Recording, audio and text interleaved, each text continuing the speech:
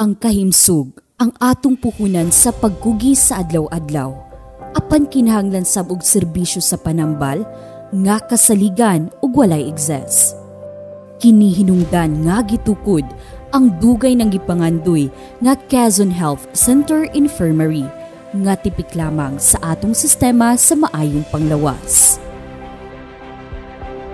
Sa atong infirmary, anaay siyam ka doktor, 19 ka nurse ug mga technician sa mga nagkadaiyang laboratory, anaay emergency room, outpatient department, wards, x-ray ug ultrasound, animal bite center ug parmasiya nga gahatag og libreng tambal.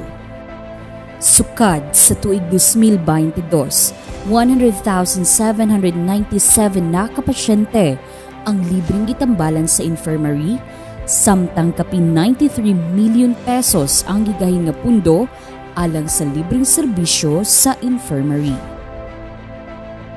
Apil sa atong programa sa kahimsog, ang pag-atiman sa nutrisyon sa kabataan. Gitukod ang municipal farm aron ipatubo ug ipangapod-apod ang high-protein vegetables ngadto sa kabarangayan isip pagpadugang sa sustansya sa pagkaon sa atong mga bata. Sayran nga sa milabay nga mga tuig, mikunhod ang malnutrisyon sa Quezon. Kini atong gipatuman sa tumong nga mahimong mas dako, mas taas, mas kusgan ug mas sanas ang atong kabataan aron ilang makabot ang competitive advantage. Isip pagsugpo sa dengue ug paghurot sa lamok, gipatuman ang pito-pito kampanya kontra dengue kundiin magdungan ang 31 ka barangay sa pagyabo ug paghinlo sa mga lugar nga mamahimong itluganan sa lamok.